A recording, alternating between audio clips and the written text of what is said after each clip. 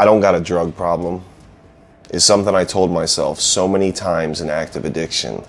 So many different people that loved me and cared about me and wanted me to get my shit straight and live a better life and become a better version of myself and become a better person. So many people came to me and was like, dog, you got to get help. Adam, you got to get help. Bro, you got to get help. I don't have a drug problem. You know how many times I kept saying that? I don't have a drug problem. I just got purple arms because I like to hit my favorite spot or my second favorite spot. I'm broke. I'm living in my homeboy's spare bedroom. I'm getting fed by somebody's mama that ain't even my mama. I love you, mama. I miss you, Robbie. My brother died the day before my 3-year anniversary. I'll never forget it. I got a phone call. They said, Robbie's dead. And you know the first step is denial, just like I don't have a problem, you got a problem. I don't need rehab, you need rehab, right? I literally said to my mother, Susan, which didn't birth me, but she is my mama. I got a text message, Robbie's dead. And I literally had the audacity to say, Robbie who? Robbie, your brother. I seen him a couple months before this happened. I could tell he fell off. And just like me, I said, bro, you straight? You good, man? I don't have a problem. I don't have a drug problem. I can remember 10 years ago messing with them pills before it turned into heroin. One of my ex's uncles was a sheriff officer in Fort Myers, Florida. He told me, Adam, if you don't stop sniffing them Roxys, because that's what I was doing at the time before I got introduced to the needle. If you don't stop sniffing them pills, Adam, you're going to end up with a needle in your arm. You're going to end up dead. And just like I said, in every single time, from every single event, I don't have a drug problem. You're crazy, bro. I'm not going to stick a needle in my arm. And then lo and behold, I couldn't wait to get my next fix. I couldn't wait to smoke some crack, followed up by heroin, so that I could puke in the toilet and have this overwhelming sensation for a few hours that I would just fall asleep, right? Not everybody's going to be cured. A lot of this shit's going to kill people. I challenge you to go out there, family, and try to do your best at getting yourself better. Institution, incarceration, and death, typically in that order. I remember one time the Connect hooked me up. I took a couple grams of tar. I was supposed to bring it from point A to point B. And I went from point A to my house, man. I remember I put so much in there, right? Like put so much in the spoon. I can remember being in my homeboy's mom's house, in the shower. And at that point in time in the game, I really didn't have a huge relationship with God. I'm actually in the midst of continuously working on myself and my spirituality. If you believe in this or you believe in that, I don't care what you believe in, family. You're entitled to your own opinion, and I'm really glad that you're here. I was in the shower, and I had this overwhelming sensation that I was going to die. And only then did I want to get right with God. I'll never forget it, man. I slept for like 2 days. I woke up super duper sick, right? But I didn't have an issue. I just tried to kill myself with heroin. I just put enough in there to kill a small animal or small cow or something, right? And I slept for like 2 days only to wake up exceptionally sick with the Connect blowing up my phone, ready to tear my ass apart. Then I got put in Baker Act, which is basically like a suicide attempt. So they put you in this cage for 3 days. They're like, are you sure you want to be here? Magnets on the doors, a whole bunch of crazy stuff, right? So I'm like, okay. I tried to kill myself, and my dad and my homeboy at the time, his name was Farm Boy. My father and Farm Boy talked me into going there, right? So I get inside this facility, and lo and behold, they don't treat opiate addiction. They don't treat opiate withdrawal. So it was like 3 days of the worst experience ever. Those magnets on the top of those doors so your ass can't get out of them places are exceptionally strong. That or I was just exceptionally weak, because I damn sure tried to kick that door open. Then staff had to grab me, and I'm no small dude. At that point in time in the game, even strung out on heroin and crack cocaine, I was still sitting somewhere around 6'4", 220 pounds, just not a lot of muscle content on me.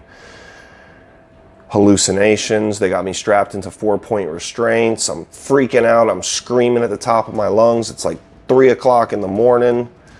I remember they kept injecting me with some type of shot in the butt, right? They'd hit me in the ass with some type of feel better medicine, right?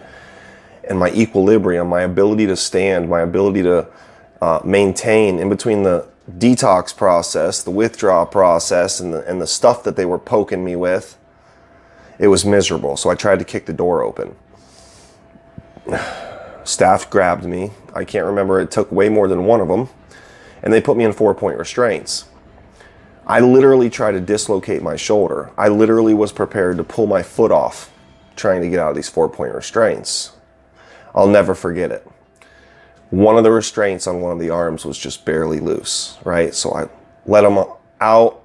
I'm looking at the security camera in the top left corner, and I'm hallucinating so bad because I don't have a drug problem. I don't know what anybody's talking about. I don't have a problem. You got a problem. I don't need rehab. You need rehab, right? Is the shit that I consistently told myself and told other people. The camera's moving. I'm hallucinating coming off a Mexican tar, right? I'm screaming at the top of my lungs because some people were in there for mental health status. I'm screaming, the building's on fire. The ghosts in your head are real. I'm being a real asshole at this point in the game because all I wanted to do was get out of the 4-point restraints. So the one was loose. I was able to snatch my arm up out of it.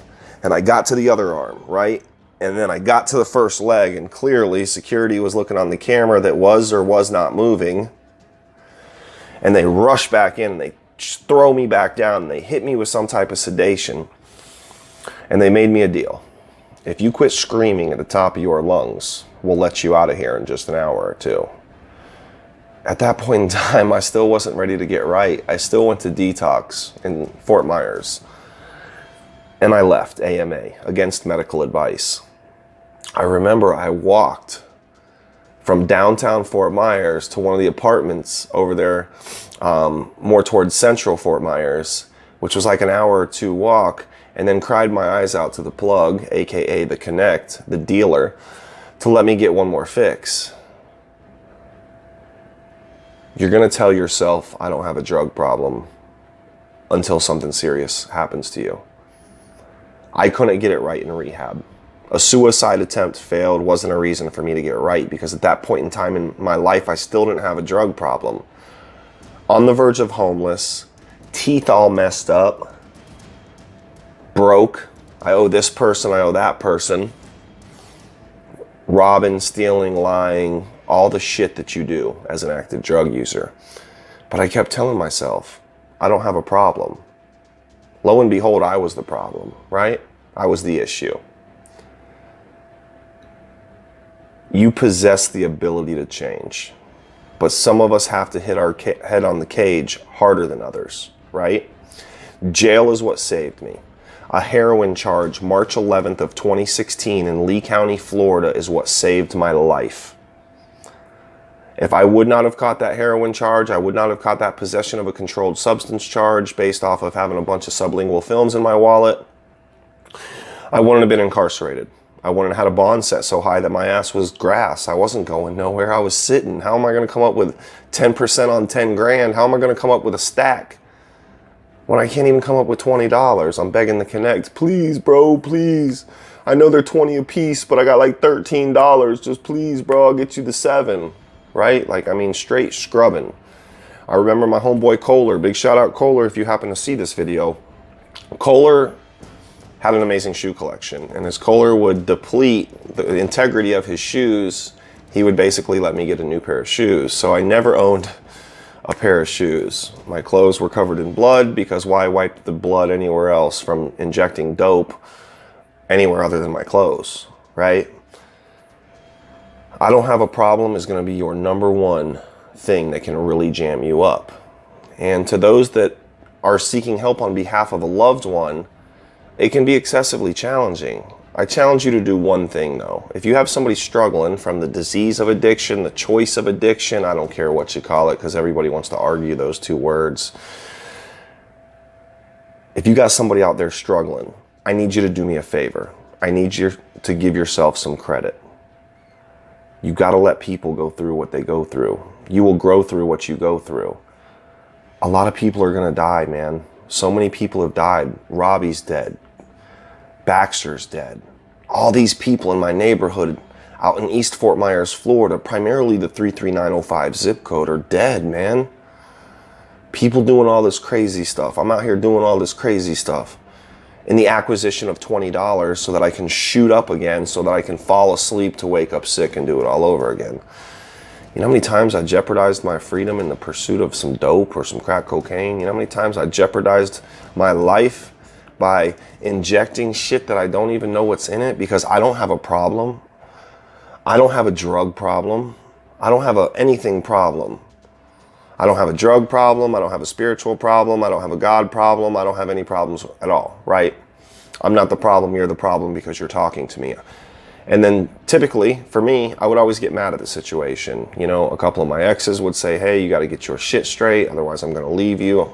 And I still just didn't have a problem. But us boys, especially me coming from the East Fort Myers, Florida area, not so greatest of neighborhoods, I always used to like to bow up. We call it. You bow up at somebody, right? You get mad, you get hype, you get angry, you get excited, you get agitated, you get aggravated. You can put any adjective you want on this one, family. And I'm really glad that you're here.